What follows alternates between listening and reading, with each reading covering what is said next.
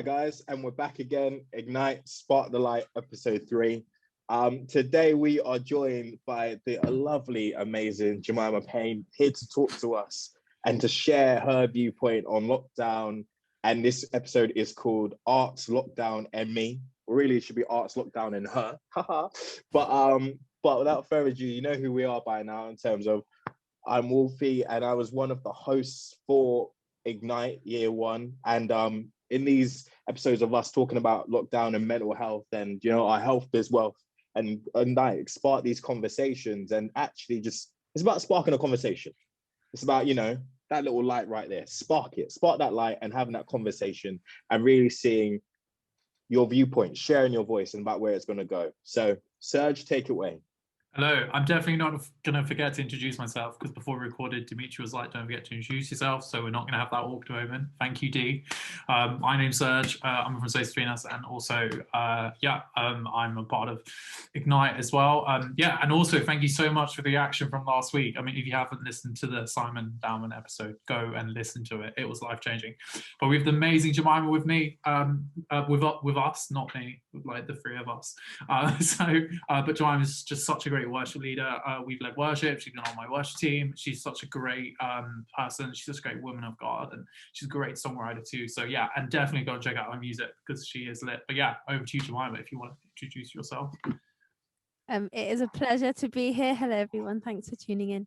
I am originally from the island of Guernsey, little island off the coast of England, and I moved over here like 6 or 7 years ago to study theology, music and worship, and God has really like freed me up to be a full-time music artist. So that's what I'm doing now: singer, worship leader, songwriter. I've just released an EP last year and working towards an album this year, and I just love music. I love Jesus. I also love peas, and I love people. So that's a little bit about me. Did you say you love tea, or was it peas? Peas. Like peas. What, the green, the green things? Yeah, I love peas. Get off my podcast.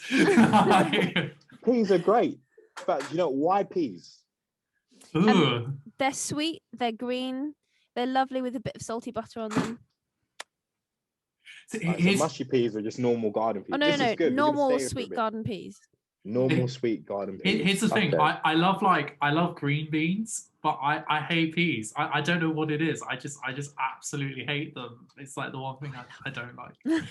Like peas and sweet corn. That's a good mix. Oh yeah. Peas, sweet corn. With bit some of rice mash or something. Oh yeah, a bit of rice. Mix it up. So you touched on a second ago about you being an artist with music, new music. So what's happening at the moment with you and your music? Talk to us. Yeah, so I've been doing lots of collaborations in the last, nearly a year. I think that's just the season that God has me in at the moment, which I'm very grateful for, learning a lot. I really enjoyed collaborating. I did the Maverick City songwriting camp last year, which really like set the tone for the next, till up to now, of just songwriting and learning a lot from other people, because everyone songwrites so differently. So I did that. I collabed with someone called Fez, who is an incredible songwriter, and it was such a privilege to be able to work with him. And we released a song called Use Me last year, and we actually wrote again a couple of weeks ago, so we're going to release another song which I won't reveal the name for yet, but we're going to release that in the next few months. I think still just discerning when to release it, but I'm very excited. So I've been involved with quite a lot of kind of music releasing and with other people recently, which has been so good. So that's what I've kind of been up to. And you have been. I have to be quite little drop plug there. Jemimah is really great in terms of my Christmas EP and album I've got coming out later this year. Jemimah sings on it, and everyone I know who's heard it just went, "Who is that? Like, who's singing there? Like, that's brilliant." With now people, you have a face to the name. This is Jemimah. This is what she does, and it is a gift that you have. It is an amazing gift, and I remember when I heard Anthems at Ignite last year, of you just sharing that song and your sheer just fun behind it and its weight and its presence, and just like, wow. And do you want to talk about the story behind Anthems, of how that was birthed into life? Yeah, sure. So I actually can't. Oh no, I wrote it about 3 years ago. So after I left uni, I was like, Lord, I want to do music full time, and the Lord was like, that's not what I have for you right now. So I was working actually where Dimitri is now working at TLG, which is very exciting. So I had an incredible job for 2 years working with kids who are excluded from school, and after work I'd go home and songwrite. And as every Monday I used to commit to songwriting. So one of those Mondays on a really old Yamaha Casio keyboard that's like 25 years old, just plodding away on the piano and just wanting to write something about the Lord. Like I just really wanted to be like God focused and not kind of me, but what God has done for us. And so then but Anthems was birthed, and Anthems is all about Jesus dying on the cross for us and us singing back to him and letting the chorus goes, let our songs rise in anthems to our Lord, let our songs be worship to the one. So yeah, the song is all about praising the Lord for what he's done. And I recorded it with some friends about a year and a half ago, and then released it as the title track of my EP in January 2020. So it's been a really cool year of seeing just it bless people. Like I had one person who messaged me just saying, thank you, I've just been on my knees in worship. And actually, like if it's just that one person that's affected by the song, then that's amazing. I'd rather one person be changed than like lots of people being like, that was nice, you know? So yeah. So I'm going to ask you a question now, because you spoke about in this last year how you've done Maverick City, like the songwriting with Maverick City. And I'm going to ask you, so who is Maverick City? Because for a lot of people here, some people might not know who Maverick City is. So Maverick City is an incredible worship collective of lots of different artists and worshippers over in America from different backgrounds and cultures. And they just want to write the songs for the Lord. They do it in their community, and it's incredible.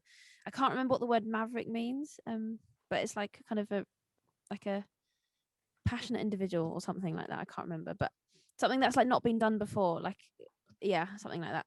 And I just think they're amazing, and their songs are so just, I feel like they're just true worship to the Lord. It's just a community of people. Just the main reason for them being together is Jesus, and I think that's amazing. So they were offering songwriting camps with people, with a few different American worship leaders that have released some music. So we were just taught by some people who have been in this craft for a long time, and they were just sharing their wisdom, which was amazing. And we were put in groups of 3 or 4 people and asked to songwrite for a couple of hours. Then we'd share the songs that we had, and we had different like masterclasses with some of the worship leaders on there too. So it was really, really such a privilege to be part of. Because with that, the common thread of hearing how you spoke about how positively it has been in a lockdown period. So I'm going to link it to, how has lockdown been for you? How have you found it? Because you're saying this with a gleaming smile, that it's almost like it sounds like a year of journey for you. You know what? You're so right with that. I think, yeah, it has been. I mean, this year I have spent more time in just, so, oh, sorry, a bit of a backstory. Being a full-time music artist and singing teacher as well, I lost a lot of work last year because no events happened. Students didn't want lessons anymore, trying to navigate what online lessons look like. So I lost a lot of work, and I've literally just been writing a devotion for someone about this, about Jehovah Jireh, God the provider. And through many ways, God provided so much for me last year. And actually, like, lockdown's been hard, but it's been such a good journey. And I think I was just really fortunate enough to be able to embrace that, like have the emotional capacity to embrace that, because I think some people have really struggled with lockdown, and I was fortunate enough to go and spend live with some of my closest friends, and that was a very, very fruitful season. So kind of we all embraced that, and it was fruitful for all of us. It was also really difficult, and not being able to see family and other friends and be able to support people. And I'm a massive extrovert, so not being able to kind of go and support friends like in the physical capacity and go and meet up with them was hard. But yeah, I just really wanted to embrace it. Sometimes I'd be spinning around on this desk chair doing absolutely nothing and be like, I don't know what I'm doing in my life. And then the next day I'd like have inspiration to write a song. So it was kind of very turbulent, but also just incredible. I had some more time to spend with the Lord, which was just incredible. And he really gave me so much strength. So overall, lockdown is that like my music artistry, I guess, has taken off during lockdown, which is kind of the opposite to what I thought would happen. But I'm very grateful for that. and God's been teaching me a lot. I've been meeting a lot of different people and learning. So there's a lot I don't know, and there's a little bit I know. So I'm really wanting to grow what I know and grow in the business side of it and grow in the craft of it and just grow in love for the Lord, so he can like strengthen me through this journey of being a music artist. And Serj, you spoke about you and the space between us. How have you found it as a musician in a lockdown period? How have you managed to go through it? It's been really interesting for us all, actually, because we've been playing together for like 5 years soon. Like, can you believe that? Like, already? And I think weirdly we've become closer, which has been really, really nice. I think we got to a point where obviously like Joff got married and Matthew got engaged, and me and Suneel were still doing our thing. And, but we got into a really bad habit of rehearsal show, and but lockdown's just been really nice because we've like actually reconnected with each other, and we've actually like, not that we lost friendship, but I think our friendship has got like stronger. And in terms of recording and stuff like that, it's a different way of working, but I think what's really good is it actually gives us our own space. And I'm just waiting for the joke there. But it's also, you know, giving us our own space, which is really, really nice. So obviously, we finished Love 24 Hours before lockdown had finished, but we planned to do like a bunch of music videos and marketing and stuff like that. So obviously, when lockdown happened, it was kind of like we kind of had to be super creative. It was the most weirdest album launch. I was in a caravan in the middle of nowhere when it actually came out. That's like really bizarre. And then so we started album 3 at the start of this year, and that's just been a really nice experience. But what's been really cool is that I think we know each other so well by now. So it's like I'll leave this space for Matthew, or like I know Joff will do this, and it's been really nice. But yeah, it's been cool, and I think we're dying to play together, and that will happen at some point in the future. But yeah, it's going well. Yeah, I think for me as an artist, it's been interesting where it's kind of made it, you focus more, but you're relaxed more at the same time. Yeah. Like but you have to be able to write an album, but then constructively actually assess it and go through it. The online marketing of it more has been,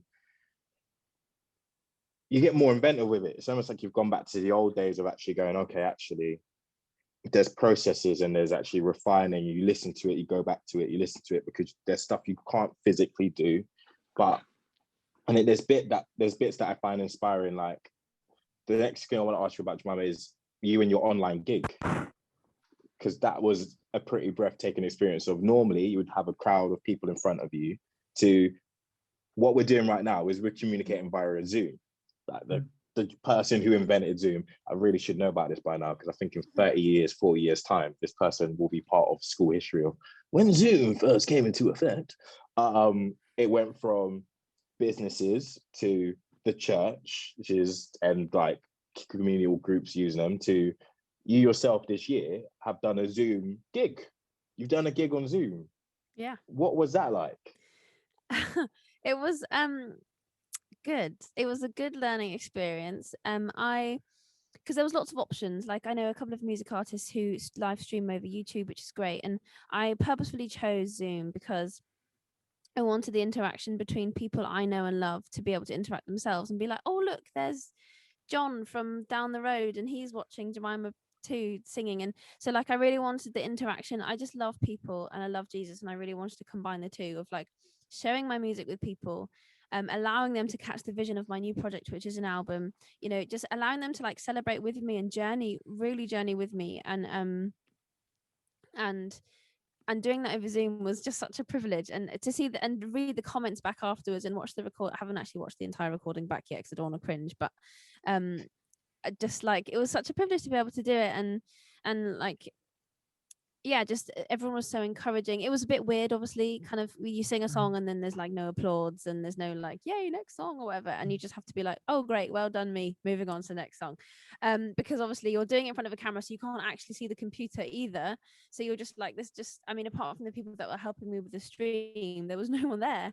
So it's just like, guys, I hope this really blesses you. We're going to move on to the next song. But it's really good because obviously you need to have those time to fill the like however I had a friend who was hosting for me so he could speak, but also it was just it was a really new and good challenge to be able to do something on Zoom, but it also made me miss singing and really ministering to people, because obviously Holy Spirit can work through Zoom, but it's just so much more incredible when there's like people in the same room as well. And like my question to both of you then with that is, how do you feel like music in particular, for this, with both of you being like musicians, how do you think in lockdown it can help with mental health? Do you think like events like this can actually help improve mental health? Yes, I think so. I think the only thing I'd say that is difficult is like, you're on Zoom and then you turn off the Zoom because you've had a great night, and then it's like, okay, it's just me now all on my own.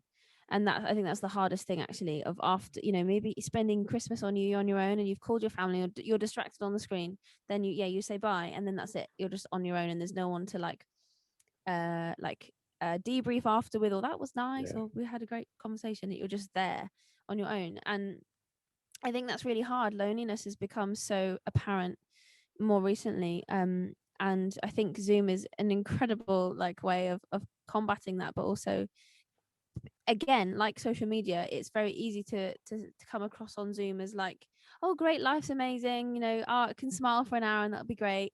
And actually it's very easy to have this facade over on a screen, because people can't really see your reactions. I was listening to this talk for youth work last week about how Zoom is brilliant, and it gets people engaged in a way that, in a different way than in person, but also there's so many things that you just can't do over Zoom. Like, you can't read people's body language properly, you can't have direct eye contact with people, and actually that's a really important thing in building relationships with people. So I think it's been really difficult, I think. What about you, Serge? And I think as well with consistently like interacting on Zoom, it is dangerous as well, because I think it's like, there's sometimes like I'm like, oh, I have to go to this meeting and I have to pretend like everything's okay, and that doesn't have to be the case. I think honesty is always the best policy.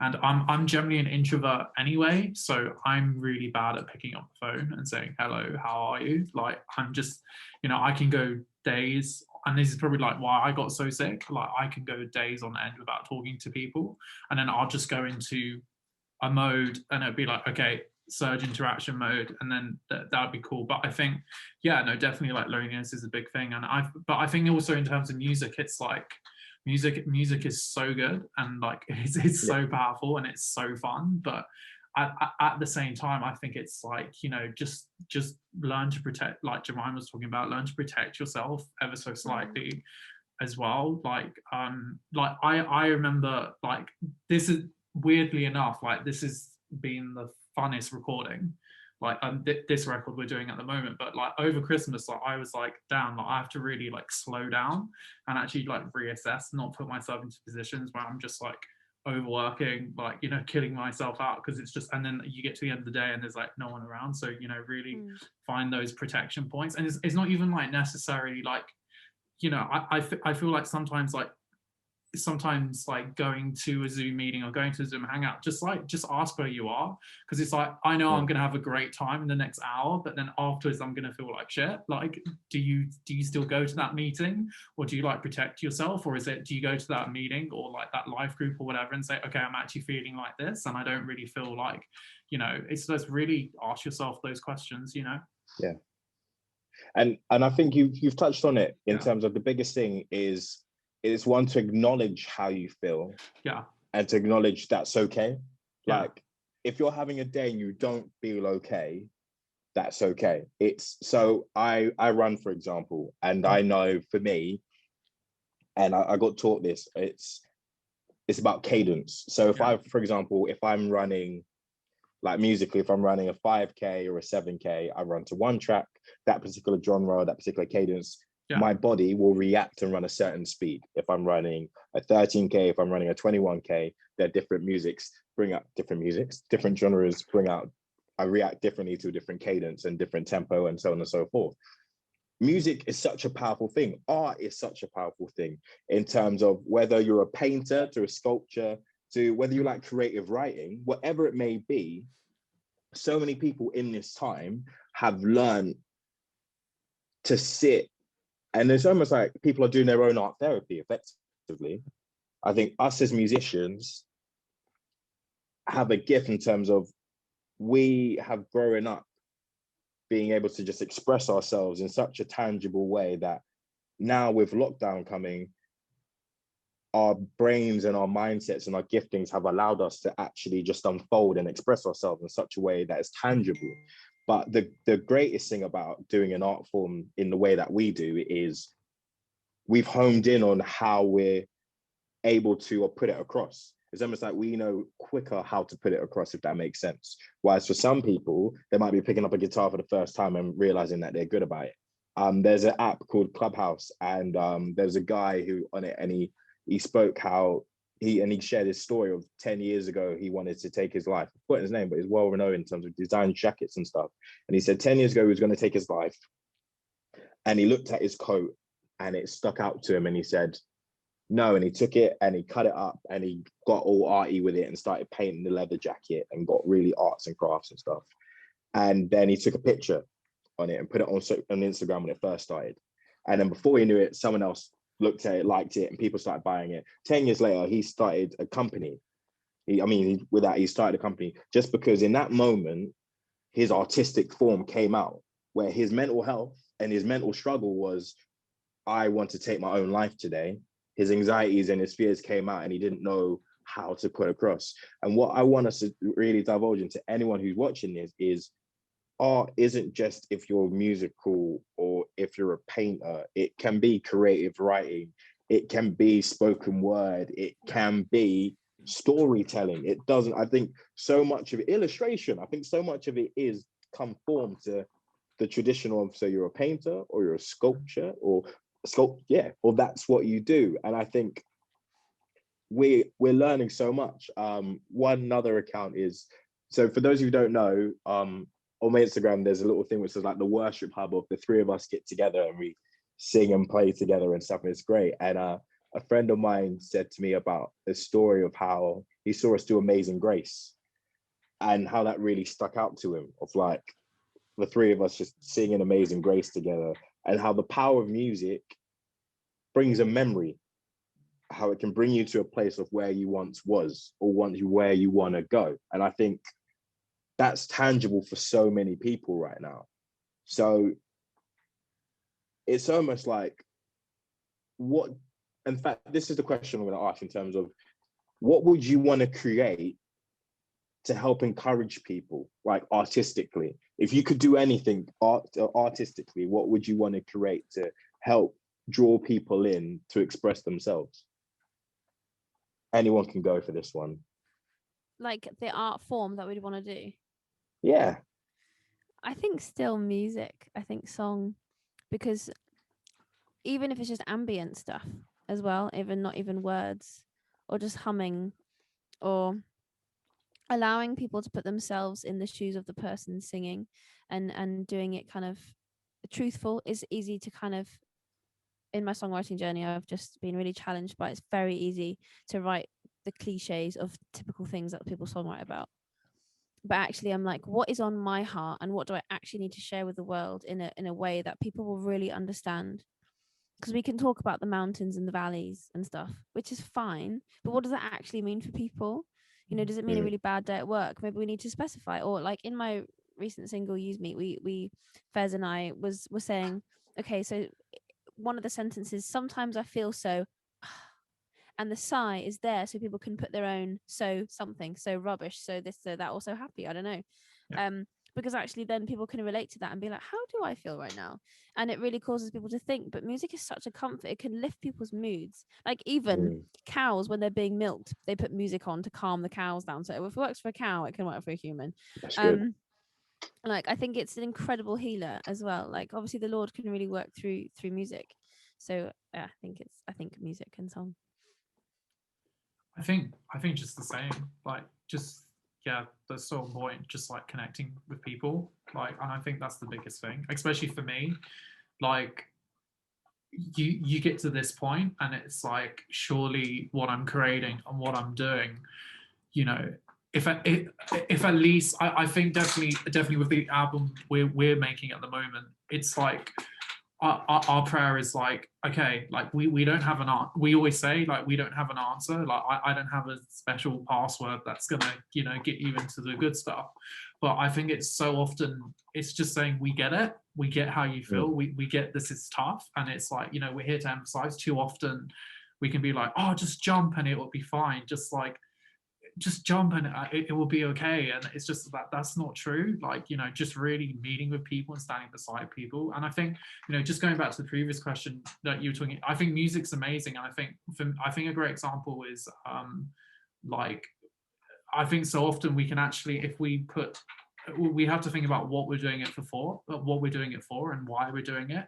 I think a great example would probably be like Only Ways Back, for example. So I was at a point, like, I guess when I was making music and stuff, where I was just so in, and I was so engrossed with what I was doing, I was kind of isolating the people around me. And on that record, we ended up having like 16 songs. And I think the problem was no one turned around and said, "SURJ, stop." And I was like, oh, we'll do this.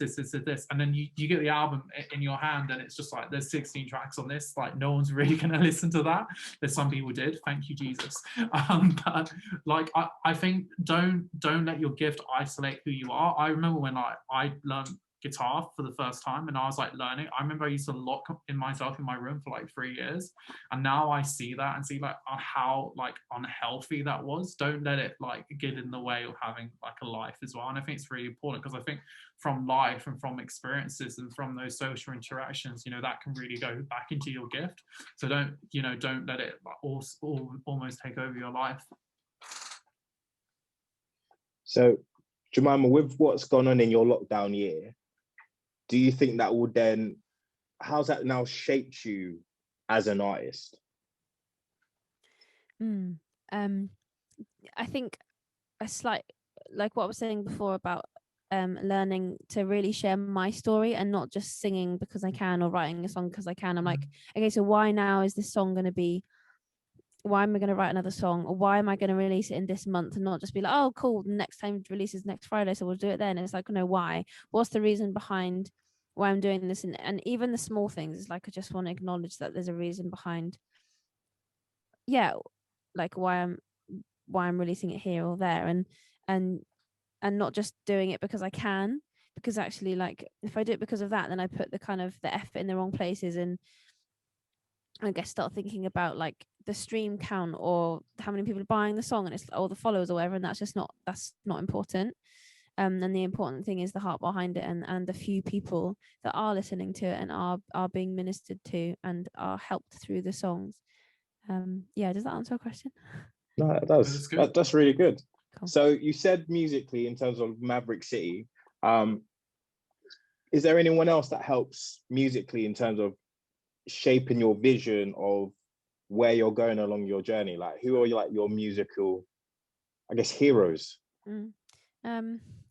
Start off with Graham Kendrick is an incredible songwriter. Shine, Jesus, shine, man. Come hands on. that flung stars into space. I mean, how can you get even deeper than that? It's incredible. Lucy Grimble, Jake Isaac, Maverick City. Who else do I like? There's a new person. Oh no, I've forgotten her name, but she's just released a song called Ravish. I can't remember her name, but it's incredible. Kelsey Breedlove, that's her name. Is that her name? I think that's her name. But she's released a song called Ravish, and it's incredible. And I kind of know the story behind it anyway, because she told a few of us. So it's incredible, really. And yeah, that's it so far. I think I've got quite a few, but there's a few of them. Okay. And to close, where would we find you? Because I'm sure loads of people want to come and find more music about you. So where do we need to go? So you can find my Instagram page and Facebook page, which is Jemimah Paine Music, or Spotify, Jemimah Paine. Same thing on Amazon, Apple Music, YouTube. It's all Jemimah Paine with an H on the end of Jemimah. Okay. Clever. Jemimah, I just want to thank you so much for sharing your heart. And above all, if there's one thing I think I've learned today from you, is about being intentional. I think that's what this year has really shaped you in terms of that. It's about being intentional and deliberate. Yeah. Yeah, thank you so much for having me. Oh, thank you. So guys, this has been episode 3. Tune in, stay tuned. Remember, spark the light, guys. Spark that conversation. Mental health lockdown talks, guys. Spark that light. And remember, it doesn't matter who it is, whether it's us here or whether your friends or family, guys, just spark that light and spark that conversation. And you never know where that seed will go. Yeah. Guys, stay blessed.